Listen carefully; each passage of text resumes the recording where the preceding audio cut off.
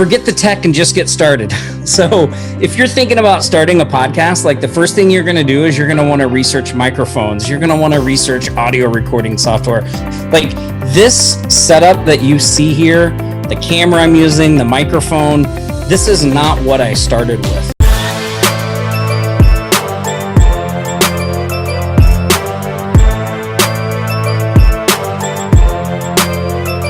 Hey guys, this is Avi Arya, father of 2 girls, 6 dogs, husband to a superwoman, a street car racer turned hotelier, now social media marketer and founder of Internet Moguls. Welcome to my channel. We have a community of people who are always striving to learn something new to be able to grow their business online. And you've been able to do it successfully or multiple times. I always say, Tom, the shortest distance between 2 human hearts is always a story. You tell your audience a story and you win them for life. So before we start, I'd love for you to share your story with us. Yeah, actually, I kind of incorporated my story in the presentation I'm going to do because it ties directly into like why I'm even doing a podcast in the first place, right? So, but Perfect. Just a kind of a real kind of short thing about me. I'm originally from Oklahoma, but I currently live in Maui, Hawaii. So wow. It's just a little after 5:30 in the morning here. So I got up early to hang out with you guys. Really appreciate it. Thank you so much. This means a lot to us. Yeah, no, I'm excited. I was glad to do it. It's going to be a lot of fun. Absolutely. That's what we do as entrepreneurs, right?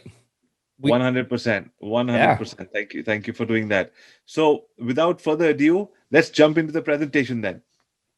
Yeah, sounds good. And then we'll go through this, and then I thought we could do some questions if anybody has any questions, stuff like that. I have a lot of these shirts with these little sayings on them, you know, always hungry, today, like all these things to focus, you know, to remind myself, little reminders each day, like, hey, this is what we do, right? We have to stay in the game. Today, we're going to talk about how a 7-figure entrepreneur, which it's so funny that still sounds so weird for me to say that. Like when you hear kind of how I ended up here, it's just an odd feeling, right? Like I'm still the same kind of normal person I always was, but I have this amazing business. And we're going to talk about how I became a podcaster. And I'm the host of a show called What's the Secret Podcast. And we'll talk a little bit about that as we let's talk about first, before I get into kind of the details of this, like why a podcast, right? Like if some of you are on this call, maybe you have a business, maybe you're just getting started, you're thinking like, why would I want to do a podcast, right? Well, there are 3 main reasons that I got into this. One was to build out my personal brand. So we'll talk a little bit more about that. Share how I was growing my online business. That's been an important part of the podcast. And we can talk about that as well. And expand my network, which has been an amazing benefit of doing the podcast, right? But if you're going to do a podcast, like the first thing is you have to have something to talk about, right? This is an old movie from the 80s here in the US called Look Who's Talking. And, you know, it all starts with having something to talk about, right? And, you know, my kind of journey from where I started to where I'm at today has really been something that I just wanted to get out there and share with people, because I started off as a restaurant manager. So this is me back in 2010. I'm working as a restaurant manager in Oklahoma, but I had this kind of like this side thing. I didn't want to do that anymore, right? Like I was working a ton of hours, you know, a minimum of 55 hours a week. I wasn't able to get holidays off, right? Like I had no control of my schedule. I was working a lot, right? And I desperately wanted to get out of that. And so I wanted to start some kind of business that I could do on the side. And in 2010, my wife says, hey, she actually lived in Maui before, and she wanted to come visit. And I was like, hey, look, our kids are young enough that if we go there and we don't like it, we can come back before they have to start school. So why don't we just move to Maui, right? Like I kind of had this idea that, look, if I'm going to be broke, I might as well be broke somewhere really pretty, right? And so we sold everything we had in Oklahoma, and we're going to head to Maui. And my plan was pretty simple. It was like, look, I'll get out of the restaurant business. I'll get to Hawaii. I'll start my own business.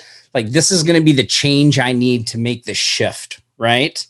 But life kind of had other plans for me, because a couple of days after we decided to move, a big restaurant here on the island put up a job posting that they needed a manager. And my wife was like, look, maybe you should have a job when we get there. Right. So I went to the restaurant and I applied and I got the job. Right. So I kind of get pulled back into the restaurant business. So we fly to Hawaii on July the 4th. I do a final interview with the restaurant on July the 6th, and I start work with them on July the 8th. So it was like, bam, bam, bam. I'm right back into where I was in the US. Like, my location really didn't change much. I'm working in a restaurant again. It's super busy. I'm working a lot of hours, no control of my schedule. And I'm just not happy, right? But I didn't really know what to do because I didn't want to take this job as a restaurant manager. When they asked me how much I made, I told them like a lot more than what I was making in Oklahoma, thinking that they would, not go for it, but they went for it. Right. So I'm making pretty good money at this job as a restaurant manager that I hate doing. And then about 8 months in, they fired me. Right. And it was it was an upending situation for me, because I didn't know what I was going to do. Right. I've got my family. I'm out in the middle of the Pacific Ocean. We've moved all this way. Now I've been fired. I don't have this income. What am I going to do? So I started collecting. I had to go on unemployment. Right. So I'm getting unemployment. And I thought, well, this is my chance, right? Like, this is my today. Like, I'm going to go ahead and start a business. Like, I've been put in this situation. Let's just get this business off the ground. So I started looking around for ways to generate income, right? And I came across this guy. I don't know if any of you have ever heard of him, Russell Brunson. And he had this book called .com Secrets. And I thought, this is it. Like, I can do this. I can start like an online business out here in Hawaii. I can get it going. So I go to this webinar that Russell does, and he does this great thing. He's talking about this software, ClickFunnels, and doing all this stuff. And I'm like, man, I'm in. I want to do this. But the offer he has on the webinar is for like $1,000, and I don't have $1,000, right? So I call up a friend and I borrow the money to get this this offer that he made for ClickFunnels and some training on how to do an online business. And so my friend luckily loans me the money, and I have since paid him back. So that's good. But I start trying to do these different ways to make money online, and I'm not having any success. Like, nothing is really working. Right. And I had on the mainland, I had actually used some of my skills, like my ability to build websites, my knowledge of SEO, social media, things like that, to help some local businesses with their marketing. And so I thought, well, this online thing isn't working. Maybe I can get some clients and just get some cash flow coming while I'm building up this online business. Right. So I go out and I start trying to get some clients. And again, it's just not working. Right. Like, I'm getting meetings, but I'm not closing any deals. And this goes on for, man, quite a while, about a year, right? And just when I'm coming up to the end of the year, I get this letter from unemployment that says, hey, look, you can't be on unemployment anymore. You got to do something else. So now it's like, it's pretty much my back's against the wall, right? I either have to get a regular job or I got to make this entrepreneur thing work. And I came across this idea a guy had on the mainland for doing this direct mail thing. And so I just put one together for Maui. And this is an image of the card I put together. I called it Decline Coupons. And basically what I did was I just made a mock-up of this card, and I just started walking into businesses, and I sold these ad spots on this jumbo postcard for $500 a piece. And I didn't really know if it was going to work, right? I just went to Office Max. I had a designer kind of make a little thing like this. I laminated it, and I was just walking in. Well, in 7 days, I sold all these ad spots, and I generated about $7,000 in revenue. 4,000 of that was just pure profit, right? I then outsourced all the work. So like, I hired a designer to design the ads. I had a printer do all the printing and the mail. Like I didn't have to do anything. Basically, all I had to do was the sales. And so that was like really my first taste of success with entrepreneurship and generating money on my own. And so I'm like, I'm off to the races now, right? So I use this card, I continue to do it, and I use the card and the clients that I pick up through the card to build up a 6-figure digital marketing agency right here on Maui. And as I'm doing that though, I'm still in the back of my head, like, what can I do online? How can I grow this even bigger? How can I like working with clients, but is there a way that I can build a business that's not dependent on clients? Like if a client leaves, I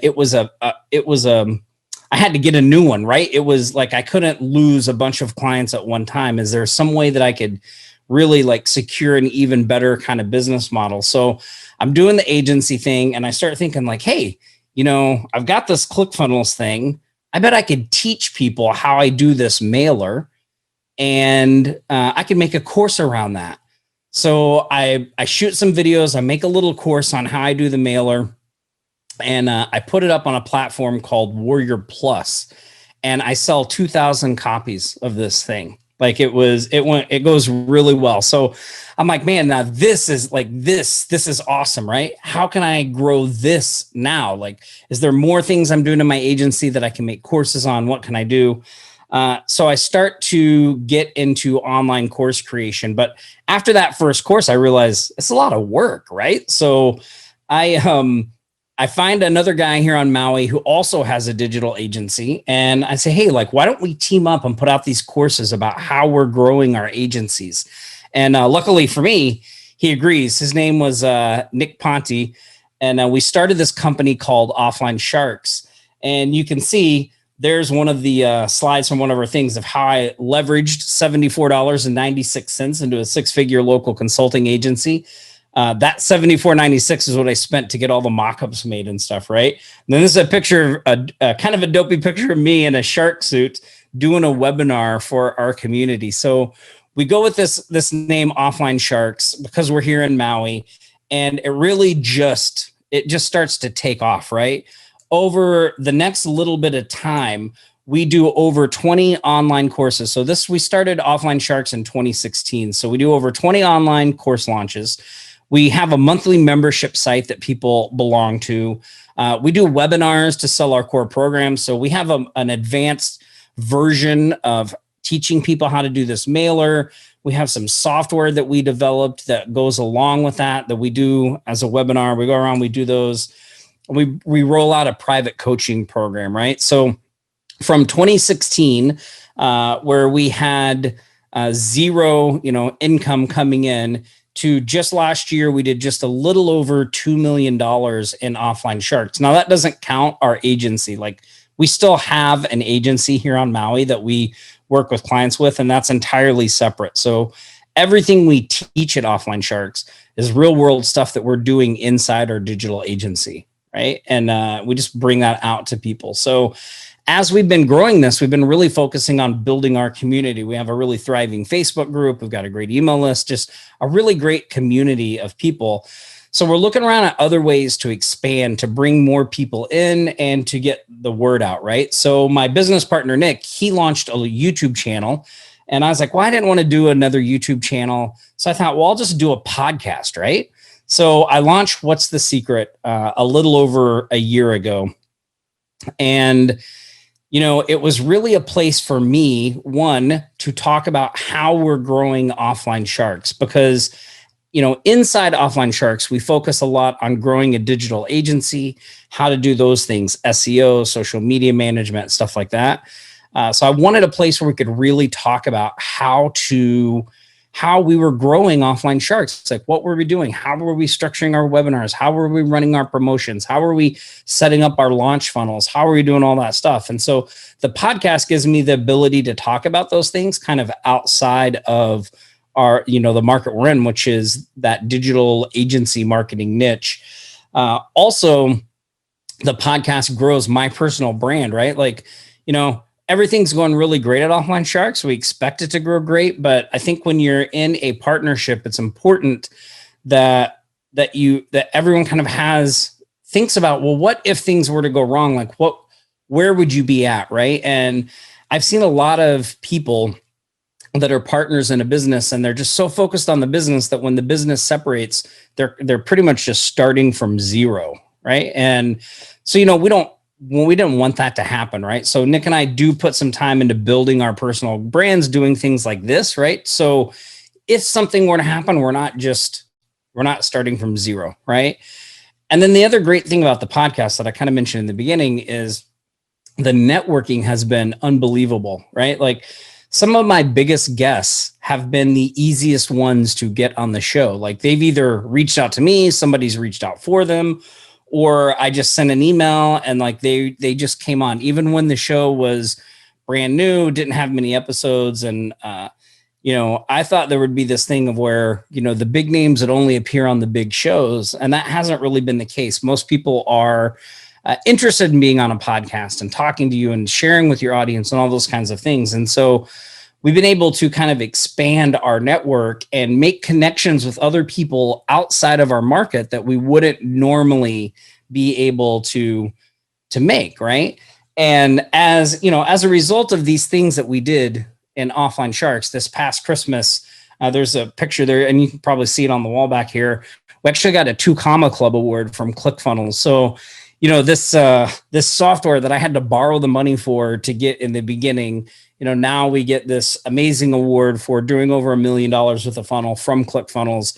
And it was a really awesome moment for me as an entrepreneur because, I really didn't know what I was doing. I just sort of jumped in and started doing things one thing at a time. Right. And it changed my life, right? Like entrepreneurship has changed my life. So let's talk a little bit about some tips for podcasting if you want to start one off. And then I thought we could do a couple of questions. We could do some Q&A. So just a few quick. Fantastic. Yeah, perfect. So a couple of tips. One is forget the tech and just get started. So if you're thinking about starting a podcast, like the first thing you're going to do is you're going to want to research microphones. You're going to want to research audio recording software. Like this setup that you see here, the camera I'm using, the microphone, this is not what I started with, right? Like I started with a very simple setup. I don't do video on my podcast, so I didn't need a camera. I just started with a relatively inexpensive, good microphone. There's a couple out there. There's one called the AT. Oh shoot, I forget the exact name of it, but it's only like $20 and it has great sound. There's the Rode Podcaster USB, which is I think only like $100, maybe a couple $100. That's the one I started with. And you don't really need any complicated software, right? There's free software out there that you can use to record the podcast. So don't spend a ton of time on the tech and all that stuff. Just get something that's good quality and just get started creating, right? Be consistent. I think this is one of the biggest lessons I've learned in entrepreneurship is that it's not really about having the best plan. It's not really about being the smartest person in the room. All those things, can help.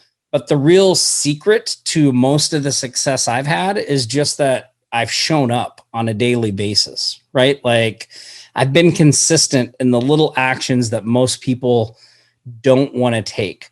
So, when I first started the podcast and there wasn't that many people listening, like I still made episodes, right? I produced an episode every week, no matter what. And, I had to like for myself, I just never really looked at how many downloads I was getting for a while. I didn't even want to know because I knew that if I looked and there was only a few downloads, I might get discouraged and I might not continue to produce the content. So I wanted to produce the content and get it out there, right? Especially because of everything that was going on with the pandemic. Like I just felt like people, I'd been able to, generate income through an online business. And I thought people really needed that information, right? And I was kind of in a unique position to start the podcast because I don't need the podcast to make money, right? Like I have Offline Sharks. That business is going amazing. We do a ton of stuff over there. So the podcast doesn't really need to generate income for me. So I can just focus on talking about things I want to talk about, bringing on guests that I want to bring on, creating content that I want to create. And I don't really have to worry about the monetization of it or anything like that. And that has allowed me to talk to that audience in a very different way, because, if you go to tomgaddis.com, where I talk about the podcast, like there's really nothing for sale there. There's an opt-in for a free report thing that I put out on a method I use for developing courses and stuff, but like it's not part of a funnel. It doesn't lead to a sales, but like there's nothing to buy there, right? It's just purely value driven, because what I'm really trying to do with the podcast is build an audience, right? Because building the audience can be the most difficult part, but once you have the audience, there's lots of ways that you can bring value to that audience that they'll be happy to pay you for, right? Remove yourself from the technical process as much as possible. So if there's any other, I'm sure a lot of you on here are busy entrepreneurs, right? You have a lot going on. That was certainly the case with me when I started the podcast, running a thriving business, having all that stuff. Like for me, time is super, super critical, right? So, I had messed around for a few months of trying to launch the podcast and do it all myself and do those things. And it just wasn't getting done. So I just called in some help, right? I hired a podcasting professional to help me organize the launching, the getting the show together, mapping it all out, doing those things. And it was probably some of the best money that I spent, because it took me out of the technical stuff, right? Like when I do a podcast episode, I basically just have to record it. And then I send it off to the team, and the team, they do everything else. And I get back this finished episode that's like, hey, it's on your website. It's ready to go. So it doesn't take a lot of hands-on things for me to implement the podcast, right? So remove yourself as much as possible from the technical stuff. All of those things, like I know as entrepreneurs, we want to have our hands in that, but you just have to step away. Do what you do best, which is create the content, talk about the things you want to talk about, and let other people handle that other stuff so you can stay focused on the important things like, growing the base, doing those kinds of things. Another tip, talk to specific people, right? Like I kind of had this idea when I first started off, what's the secret, that I'd talk to this different audience and we talked to at Offline Sharks, and there, this thing would just grow kind of separately and independently. But what I found is, when I do a podcast episode, for me, I need to be talking to almost like a friend that's come to me for advice, right? Like they've come to me and they're like, hey, Tom, I see you've got this online business. I see you do this stuff with your digital marketing agency. Like, how are you doing all that? Like, what would I need to do if I wanted to get something like that started? And so when I record episodes and try to think of content that I'm going to put on the podcast, I think about that situation. Well, if this person were in front of me, what would I want to tell them? Or what what would they need to know if they wanted to try to do this as well? And then I just create content around that. But I'm not really trying to create content for everybody, right? For everybody. I'm not a big audience, just like thinking of one person at a time. I think one of the biggest things is being authentic, right? And that is just being yourself, kind of the good, the bad, the ugly, everything, right? Like, so we don't always talk about all good stuff on the podcast. Like if I'm trying something and it doesn't work out, we talk about that as well. I talk a lot about sometimes the struggles of what we go through, right? Because I just did an episode that hasn't gone live yet that's on handling the unexpected, right? Because unexpected things come up in your life, and how do you deal with those things when you're in the process of starting a business, or you have an already business, or you already have a business running? How do you entrepreneurship is already super stressful. How do you deal with those things on top of that? And so I think talking about that stuff is super important, right? And one of the keys to us growing Offline Sharks has been, when we started that company, we let people know, like, we're not gurus. Like, we don't have this all figured out, but we do know one thing really well, and that's we know how to get clients. And so, when we put out a course at Offline Sharks, we're usually talking about those kinds of things, like showing people exactly what we're doing in our agency. We're not trying to build it up and make it seem like it's bigger than it is, or it's, or something like that. I hope that kind of makes sense. But, I think you don't have to be the guru. You don't have to be the superstar expert. You just need to be a little bit ahead of where the people are that are following you. Right. And so, if you can create a course and a product and things around, or a podcast around your experiences of doing this thing that they want to do, I think there's a lot of value in that. And we don't have to try to, we don't have to try to be the next Gary Vee or the next Russell Brunson or the next this. We just need to be ourselves and talk about our experience and how we got through those things. And I think that resonates even more with people than when they hear somebody like Gary Vee or Russell Brunson, because it's really easy to look at those people and be like, I could never do that.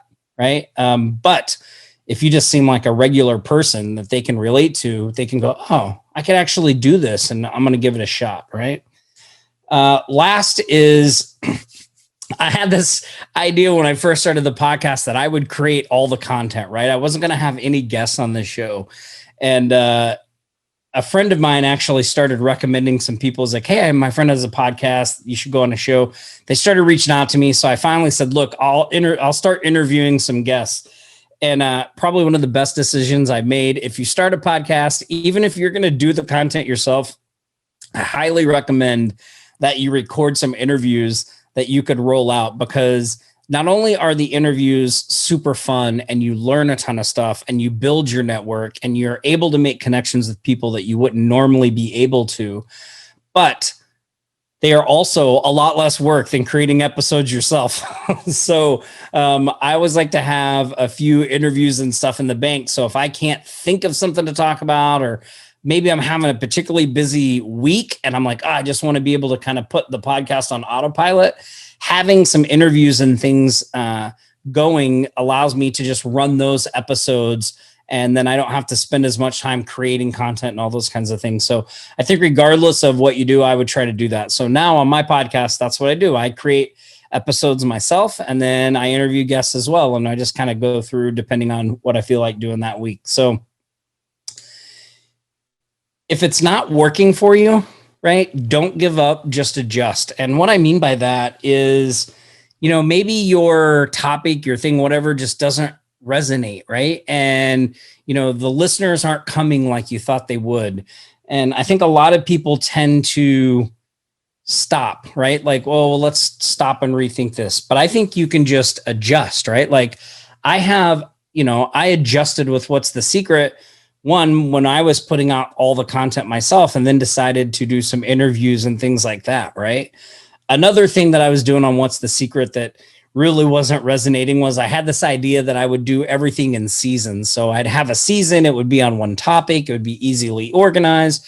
But listeners just really, I just never noticed that listeners even really cared, right? And it made it hard for me to adjust my content if I needed, because I was already in the season where I was forced into this topic, right? So I just changed that, right? So recently we're just publishing episode after episode. And if I want to do something on a topic, then what I'm doing now is I run what I call a special series. And it may be 3, 4, 5 episodes all around a topic. And we just run them as a series instead of a season. That way I can continue to do that other stuff, right? So if something's not working, or you feel like you're not getting the listeners you need, don't give up, just adjust. Maybe test out talking about some different content ideas, play around with, your target audience, all those kinds of things, but continue to do it consistently. I think that's the really the key there. Yeah, so that's pretty much what I had put together for the presentation. So I thought maybe if you guys want to do some Q&A or something like that, we can do that. That was fantastic. Thank you very much. You had me at when you said I moved to Hawaii, and I said, if I have to be broke, I want to be broke in a pretty place. Yeah. Well, why not, right? I was living paycheck to paycheck. Might as well be somewhere where it's good to look. But how does it feel now to be successful in an awesome place like that? I won't lie, it feels really, really good, right? I mean, the most amazing part of it is, just my wife. Like my wife was there for all the bad stuff, right? And now she's there for all the good stuff. So just being able to, provide for the family and live in this beautiful place. And, it's still like Hawaii is super expensive and we don't live on the beach. We don't live in a big mansion on the water, right? Like we're in a pretty much a 3-bedroom, little family house. And sometimes I think, why do we live here? Because if we lived someplace else, we could have a bigger house, we could have all these things, but we love it here. Like it's a great place to raise the kids. The people here are, super tight community. So yeah. So for now we're And here. also, I'm in Vancouver, Canada, and I read in the papers about a month ago, they said if you have plans to work from Hawaii and transfer your online business to Hawaii and work from there, they were giving free tickets to Yeah. Hawaii. Yep. They wanted people to come here and work remotely. That Yeah. was Yeah. We get a lot fantastic. of people. Yeah. We get a lot of people from Canada here. The only thing that's not good is like just the other day, I actually just saw this article. I think this just happened yesterday. The Hawaii government, they passed one of the highest state taxes in the United States just yesterday. Wow. So that's kind of made it where now I sort of have to like revisit like, well, okay, is this where we want to be? And is it going to make financial sense for us to stay here? Because, it's already expensive to live here. And when you're shelling out a big chunk to, the taxes, it can make it even more difficult.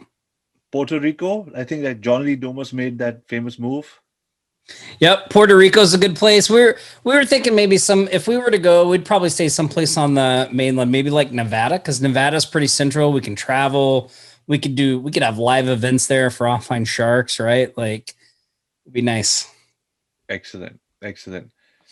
That Tom was fantastic. Loved the story. Loved how you said you don't need to be a Gary Vee or a Russell Brunson. You be you because it's easier for people to relate with somebody who's just like them.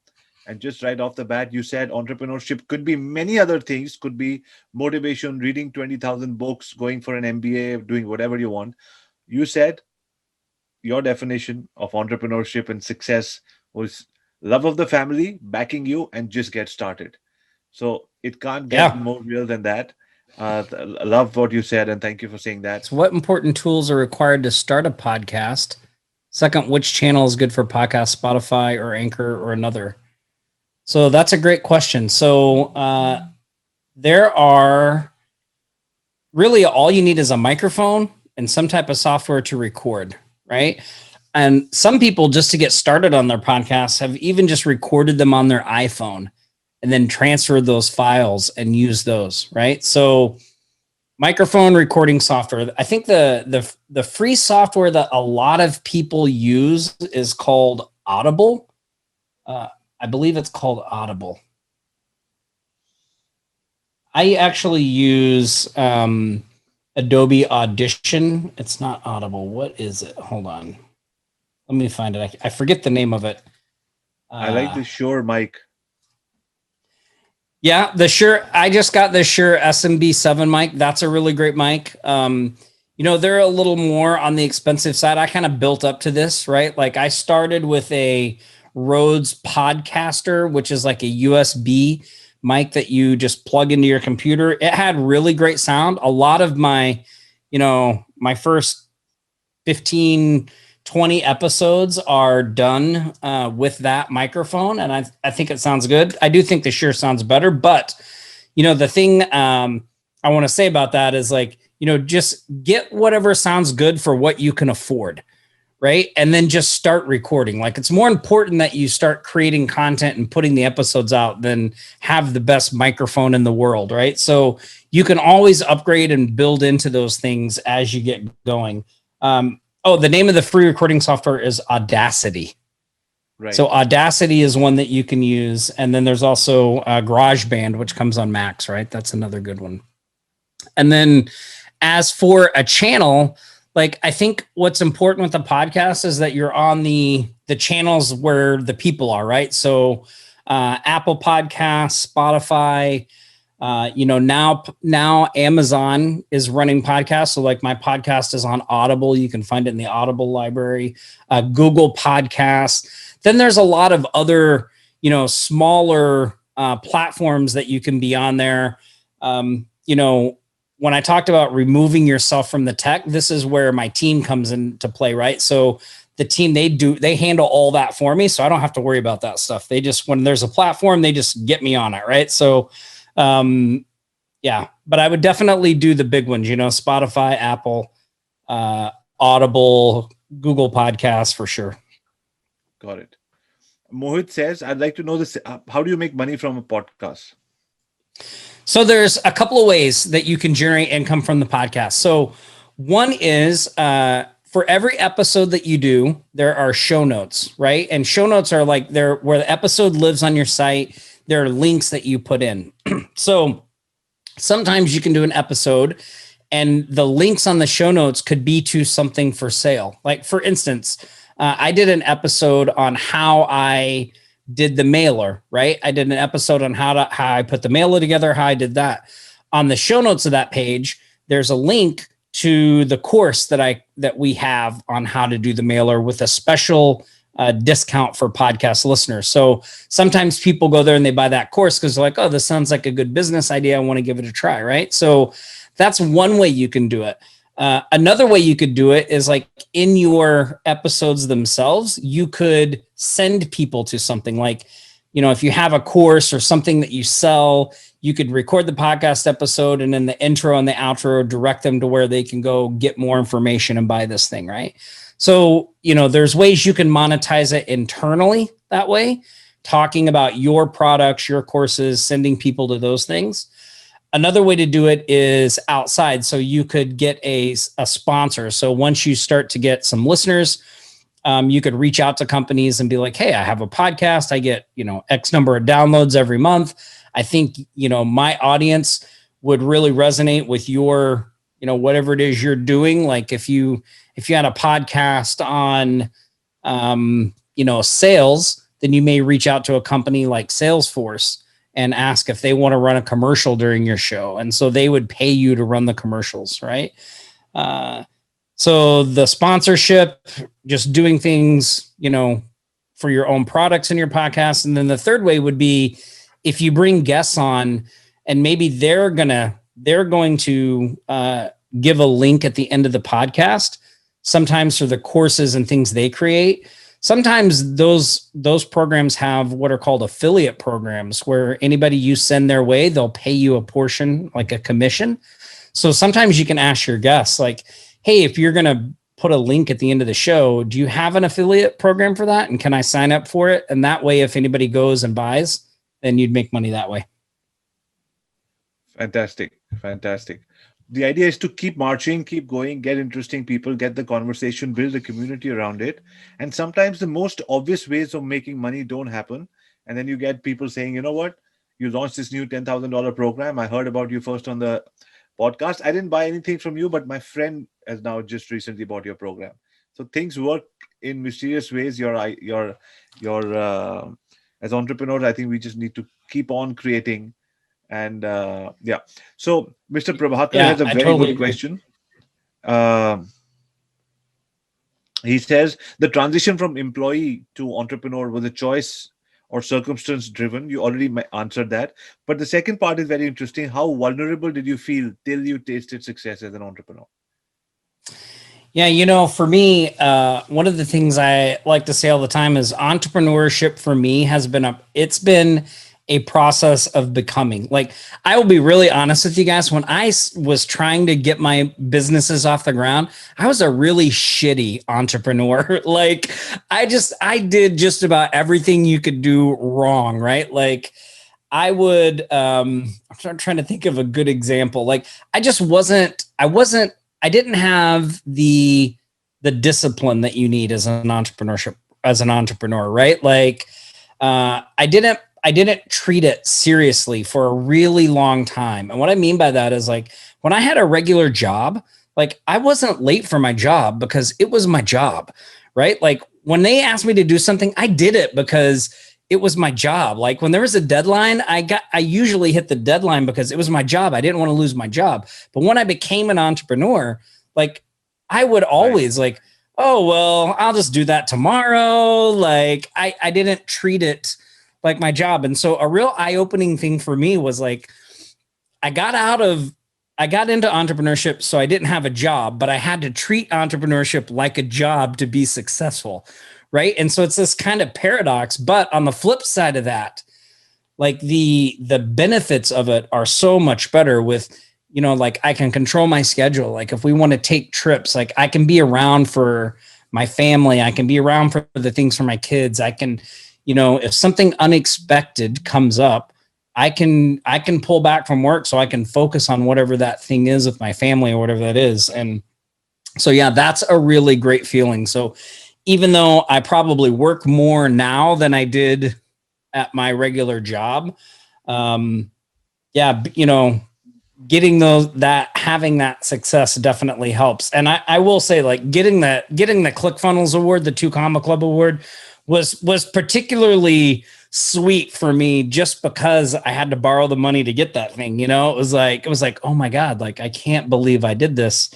But again, like I said in the presentation through this whole time, like I'm still me, right? Like I've gotten better at doing the entrepreneur things, but I'm still myself. And I think that's a good sign for anybody. That means anybody can do this, right? Anybody, if they're willing to just focus on what they're doing and put in the effort and be consistent, I think can do it as well. So I loved what you said, Tom, when you said that the start is always messy. When you feel you're not regular, you're not consistent, you don't know what you're doing, you're just being pulled in different directions. That is normal. All of you people who are starting off or finding yourself in a messy situation, like Tom said, as long as you're marching every day, as long as you're doing something every day, you'll figure it out. Just don't stop. Momentum seems to be one of the biggest keywords over here. Just don't stop. Many a time we write a diary, we have a calendar, we have a plan, and those plans are meant to fail. And that's what entrepreneurship is. How many failed plans can you rise above? That could be the title of my next book. Yeah, that could be. Well, one of my other favorite sayings is never let failure go to your head. Lovely. Oh, I love that. Never let failure go to your head. Yeah. Lovely. Every goal and the journey is a process of becoming in anything that you want to become. The only thing, like I said, like what Tom said, that was fantastic. I think that should be the highlight of the show. Don't let failure get your head. And also, if it's messy, and just keep marching. How do you continuously generate new ideas for your podcast? Mind if I answer that one? Oh, please go ahead.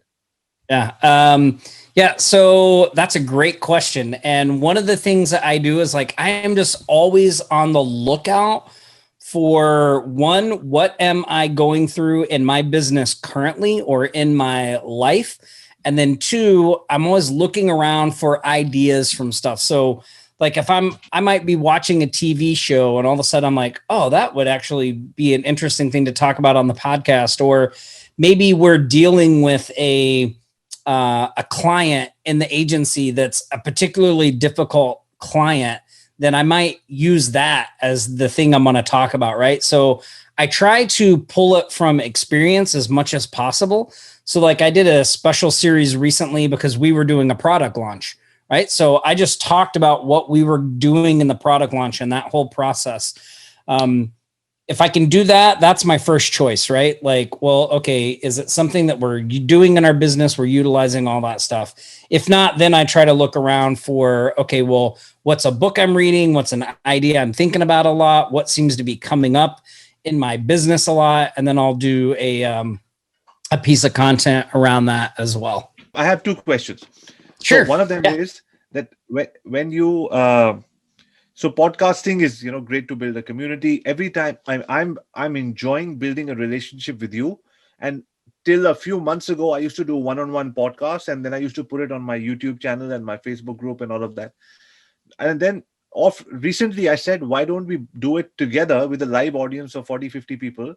It makes it even more fun. So somebody was asking, what are the creative elements? You keep on improvising and seeing does it make value for your guests? It's more exciting for a guest to have an audience of 30 people over here, and then we repurpose it. So instead of just repurposing it, we sort of have a live audience. So continue bringing in value in terms of so making sure that your guest has a so one thing that I like to do, and Tom, would love your comments on that. I'm always on the lookout. If I have a guest, I may not reach out to them right away until they have a book launch or a new podcast or a new course coming up, because that's when they're in marketing mode, and that's when they're more receptive to say yes.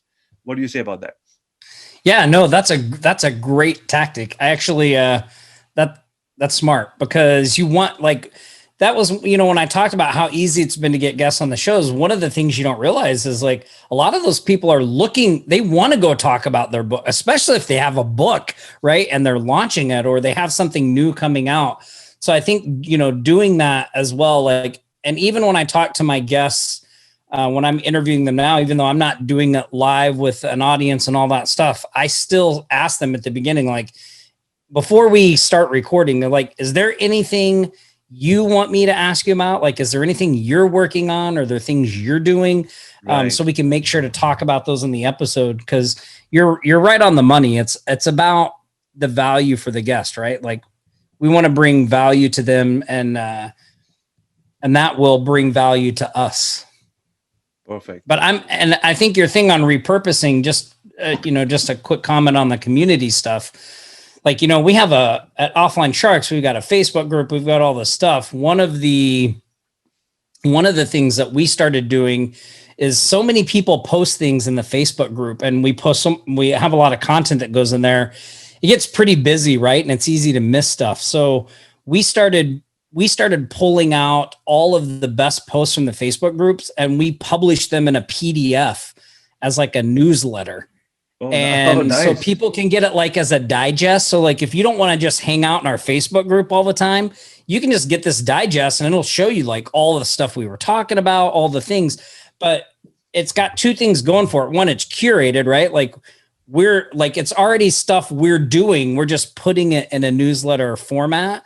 And of course, over the time that we've been doing it, now it's gotten, like, we've of course improved it and done things, and now it's a great looking little valuable thing that our members get. So we added it as a benefit to our monthly membership, because people liked it so much. So, you should always be looking for ways to do that. Always look for ways to use things you're already doing and maybe package them in a way that you can either sell or use to bring value. That way, you're doing more without actually doing more, right? Absolutely. That's fantastic. Who's your favorite and why? Oh, I like the Hulk, because I love Hulk smash, right? Just barrel ahead, whatever's in his way, just knocks it out of his way, right? That's exactly why I like him. There's no problem too big. Alrighty. Yeah. I hope that was not too much of a... That was great. Alrighty. Okay. We'd love to stay in touch. So where can our audiences who will be watching this live right now, and all the others who see it later, where can they follow you? You have an online course coming up, a book, tell us something about how we can start working together. Sure. Yeah, absolutely. So there's two places you can go. So one, if you're interested in kind of like the online business side of things and stuff like that, definitely check out the podcast. It's at TomGaddis.com. I have a little guide on there. I have this thing I call the Milk It method. It's basically the strategy I've used to build all my online courses. And MILK stands for market, idea, launch, and ka-ching. So I think that little PDF is super valuable for people if they're trying to do that stuff, right? So I would encourage you to check that out. And then if you're an agency owner, or you're a freelancer, or you do anything in that space, definitely check out offlinesharks.com. We've got a ton of stuff there. We have a great Facebook group you can look up on Facebook. All people talking about how to grow successful agencies and what that takes and the services they're doing. It's really a great community. And I love the names. I love the name. Our company is called Internet Moguls, and I'm still, after 11 years, I'm still in love with the name. But Offline Sharks, Online Sharks, just fantastic. Yeah, it's so great. We get so many people in our group. Like you should see the shark memes are like through the roof. Like people, like everybody, people people in our community, they say things like fins up and always hungry, and like they're always posting their wins and stuff, and like another shark attack. It's like it's really great. It's awesome to watch. That is a true community being built there. Yeah. Well, I think that's another little kind of hidden lesson, right? Like if you can give your community some like a name, a thing that they can be proud to own and have fun with, they'll do it, right? Like Russell Brunson did the funnel hackers, right? You're a funnel hacker. Like he had all that thing, right? I know. It's ridiculous how you're proud to wear a funnel hacking t-shirt. And I don't even understand that logo. I love the company. I love the guy. I don't understand the logo. But people are so proud to wear it all over the world. I'm a funnel hacker. And it's just that, when they say, when the name of a company becomes a verb, a doing word, I'm Googling, I'm online sharking. When it becomes a doing word, when it becomes a verb, that's when you know that it's gotten into people's everyday lives. And that's when community starts happening. That's fantastic. Yeah, well, it is an important piece of the community, giving them that kind of identity, that thing. Even if it doesn't officially become a word, they like you don't need a huge community to do really well. Like it doesn't take a lot of people behind your brand to be pretty successful. So Facebook groups have worked for you to build communities and stay in touch? Yeah. So we started our Facebook group right from the beginning, right? So typically, by the way, the only way people could even know about our Facebook group or get into it was if they bought one of our products.